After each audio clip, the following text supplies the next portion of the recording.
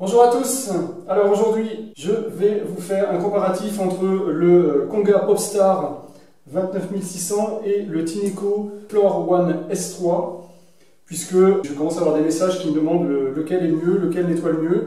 Et bien, je vais essayer de répondre à ces questions en vous comparant les deux modèles et les caractéristiques. Donc il s'agit tous les deux de laveurs de sol. Vous avez ici côté gauche donc le Secotec, qui a une batterie amovible, une batterie de 2600 mAh. À droite, le Tineco, lui, il a une batterie de 4000 mAh. J'ai fait un test d'autonomie, je vous montre ça tout de suite. Pour le test d'autonomie, j'ai mis les deux appareils côte à côte. Je les ai bloqués avec la chaise pour éviter qu'ils tombent. Et on va voir lequel s'arrête avant l'autre et combien de temps ils durent en mode économique tous les deux. Pour faire le test, j'ai vidé le réservoir d'eau propre, pour éviter qu'ils ne viennent se mettre à l'arrêt quand le réservoir d'eau sale est plein. Donc là, il travaille à sec, mais j'ai volontairement laissé la brosse en contact avec le sol pour une condition réelle d'utilisation. Là, on arrive à 25 minutes. Le Secotec clignote à l'orange, enfin clignote au rouge plutôt. Ça fait orange sur l'image. Et il reste 33% sur le Tineco. On en est à 25 minutes. Ça y est, le Popstar vient de s'arrêter et on en est exactement à 26 minutes pour le Popstar, alors qu'il reste 32% de batterie sur le Tineco, qui est donné pour une autonomie à 35 minutes le Tineco. Là, on en est à 31 minutes sur le Tineco, il va pas tarder à tomber en panne de batterie. Il est increvable, on ne sait pas quand il va s'arrêter depuis le temps qu'il clignote sur 1. Ah, ça y est, 0. Et ben voilà, ça nous fait 32 minutes, non, 33 minutes. 33 minutes exactement pour une donnée constructeur à 35 minutes, ce qui est plutôt pas mal. Donc le résultat, c'est que le Secotec, il est annoncé pour 35 minutes d'autonomie sur le carton. Réellement, il en fait 25 et c'est normal puisqu'on a une batterie ici de 2500 mAh qui est beaucoup plus faible que la batterie du Tineco. Le Tineco, lui, il va tenir 35 minutes. Ça, c'est l'autonomie annoncée. J'ai fait le test évidemment sur le mode éco pour les deux. Et ici, donc, 26 minutes, le Secotec. Ce qui est tout de même largement suffisant pour faire une grande surface. Parce que moi, j'ai 80 mètres carrés au rez-de-chaussée que je fais en une seule fois, que ce soit avec le Secotec ou le Tineco, et il me reste toujours pas mal de batterie. L'avantage par contre pour le Secotec, c'est qu'il a une batterie amovible qui va vous permettre de la remplacer sans avoir à remplacer entièrement votre appareil ou à démonter le... Par exemple, dans le cas du Tineco, vous serez obligé de démonter votre appareil. Il y a des vidéos tutos sur YouTube, il vous faut un tournevis cruciforme. Il y a pas mal de choses à démonter, une bonne partie à démonter parce que c'est pas très facilement accessible. La batterie, elle se trouve vers le bas à l'arrière. Et il faut démonter pas mal de choses pour accéder à la batterie du Tineco. Ensuite, concernant ce qui est livré dans le carton, vous avez ici chez Secotec tout ce que vous avez à l'écran, c'est ce qui est livré, à savoir l'appareil et la brosse qui est installée. Vous n'avez pas de solution, il faudra en acheter. Vous n'avez pas non plus d'accessoires en double comme une brosse supplémentaire ou un filtre supplémentaire. Ça, vous pourrez effectivement les acheter en accessoires si besoin. Il faut savoir que moi, j'ai un Bissell Crosswave depuis déjà pas mal d'années. J'en suis toujours à ma brosse d'origine et à mon filtre d'origine. L'avantage qu'il peut y avoir à avoir un filtre de rechange, c'est quand vous rincez votre filtre à l'eau, vous êtes obligé d'attendre qu'il sèche pour pouvoir le réutiliser. Ici, sur le Tineco, on a plus d'accessoires. Le Tineco, ici, c'est la version One S3, qui est la version haut de gamme actuelle. On vous livre un petit goupillon de nettoyage. À vrai dire, je ne m'en sers pas vraiment.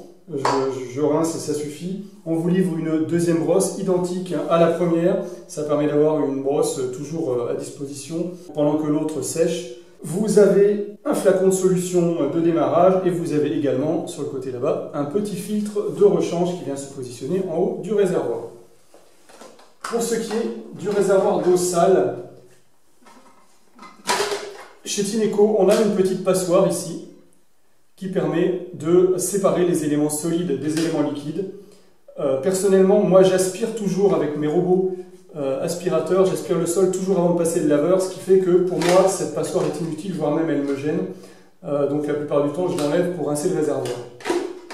Mais si vous voulez ne pas aspirer avant, c'est bien d'avoir cette passoire qui va pouvoir séparer les cheveux ou les poils des autres matières liquides. Du côté du Secotec, on n'a pas de passoire, on a directement le réservoir. Vous voyez que les deux s'ouvrent et se ferment très facilement. Ensuite, capacité du réservoir d'eau sale. Sur le Tineco, on a une capacité de réservoir d'eau sale de 500 ml.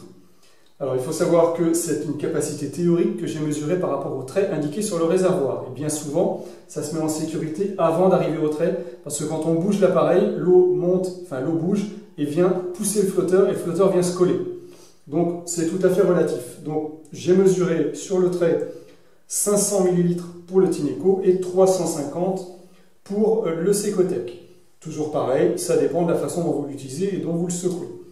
Il faut savoir que le réservoir d'eau sale se vide quand même assez facilement. Dans les deux cas, je ne suis pas embêté avec l'autonomie du réservoir. On va passer maintenant au réservoir d'eau propre qui se trouve sur la gauche sur le Secotec. Et vous constatez que sur le Secotec, vos deux réservoirs sont en bas, alors que sur le Tineco, vous en avez un en haut et un en bas. Ce qui vient mettre un petit peu plus de poids sur le haut de l'appareil. Vous voyez d'ailleurs qu'il est un petit peu plus haut. Celui-ci a un centre de gravité beaucoup plus bas et donc un petit peu plus léger à manier. On y reviendra tout à l'heure au niveau du poids général de l'appareil. Ici, j'ai une capacité de réservoir d'eau propre sur le Secotec de 430 ml. Bon, c'est marqué 400 sur le réservoir, je l'ai réussi à le remplir à 430. Pour le remplir, un petit bouchon à dévisser, très facile. On le revisse et on repositionne. Ici, sur le Tineco, on a une capacité de réservoir d'eau propre de 575 ml. Il se remplit un petit peu plus facilement que le Secotec.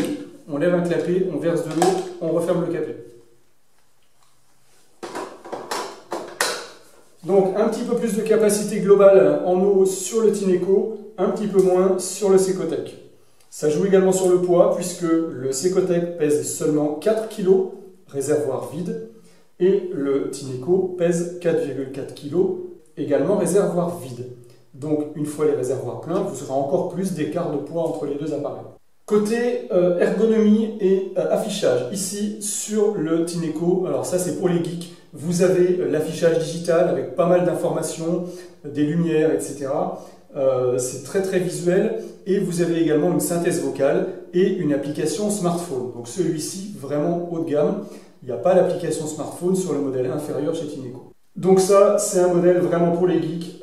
À vrai dire, bon, l'écran, moi je regarde uniquement le niveau de batterie. Et encore, je finis par ne plus le regarder puisque je sais très bien que j'arrive à finir mon travail avant que la batterie soit vide. Ce qui est également le cas sur le Secotec, je finis toujours mon travail avant qu'elle soit vide. Donc, pas de souci de ce côté-là. Donc voilà, ça c'est vraiment la différence. Ici, un affichage digital. Ici, vous n'avez rien à part une LED qui vous indique en vert si la batterie est bien chargée ou en rouge si elle ne l'est pas. Concernant les brosses, elles sont toutes les deux en matière douce et j'ai constaté lors du test d'autonomie que la brosse du Secotec tourne, je dirais, 2 fois plus vite. J'ai aucun moyen de la mesurer, mais vraiment, quand je mets mes doigts dessus, je sens vraiment qu'elle tourne 2 fois plus vite que le Tineco. Donc ce qui voudrait dire qu'elle serait plus capable d'extraire la saleté du sol et donc vous éviterez de passer plusieurs fois au même endroit. Je ne sais pas si vous le verrez à l'image, mais la brosse du Secotec à gauche, en mode économique, tourne beaucoup plus vite que la brosse du Tineco à droite. Je dirais presque que ça tourne 2 fois plus vite sur le Secotec.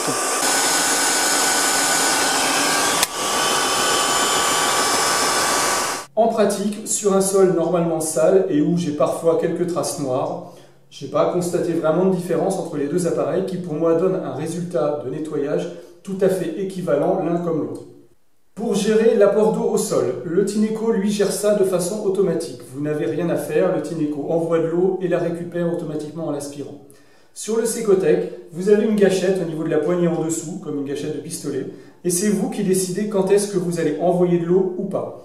Ça peut être un avantage quand vous renversez du liquide au sol et vous voulez simplement le ramasser sans devoir forcément laver le sol, et bien vous n'allez pas avoir besoin d'envoyer de l'eau et donc dans ce cas-là, vous n'aurez pas besoin d'appuyer sur la gâchette.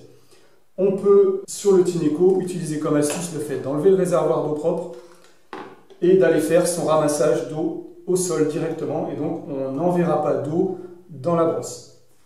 La gâchette permet aussi de gérer l'apport d'eau si vous avez des parquets. J'ai utilisé le Tineco sur le parquet, ça mouille de façon normale, ça ne va pas trop mouiller, donc vous n'allez pas abîmer vos parquets stratifiés et autres.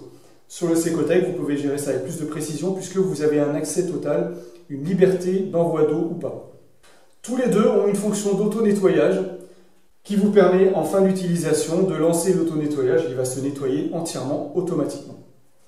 Alors maintenant parlons prix parce que c'est très important le prix évidemment. Vous avez le Konga Popstar qui est beaucoup moins cher que le Tineco et ça peut avoir un gros avantage si vous voulez avoir ce genre d'appareil mais vous ne voulez pas forcément mettre plusieurs centaines d'euros. Ici vous allez avoir un appareil tout à fait abordable et bien plus abordable que tous ceux que j'ai pu trouver auparavant. Il est vraiment très bien placé au niveau tarif. C'est aussi pour ça qu'il a des réservoirs un petit peu plus petits. C'est aussi pour ça qu'il n'est pas livré forcément avec beaucoup d'accessoires. Ça vous permet d'avoir un appareil pas cher. Le Tineco, lui, il va s'adresser aux gens qui sont un peu plus aisés, qui vont vouloir avoir de la technologie, qui n'est pas forcément utile pour un résultat nettoyage. Je vous rappelle qu'ils nettoient tous les deux exactement de la même façon. Mais vraiment ici, voilà, vous avez plus d'accessoires et vraiment un affichage digital et une synthèse vocale et une application smartphone qui peuvent être sympas pour les geeks, mais peut-être pas forcément utiles pour nettoyer réellement le sol. Voilà, et bien on a fait le tour des différences de ces deux appareils, le Konga Popstar de chez Secotec, le OneFloor S3 de chez Tineco. Vous avez ici tous les éléments pour faire votre choix si jamais vous étiez encore indécis par rapport à l'un et par rapport à l'autre. Si vous avez des questions, n'hésitez pas, ça se passe dans la partie commentaires, c'est juste en dessous. J'y répondrai dès que possible. Et puis, comme d'habitude, je vous dis à bientôt pour une prochaine vidéo.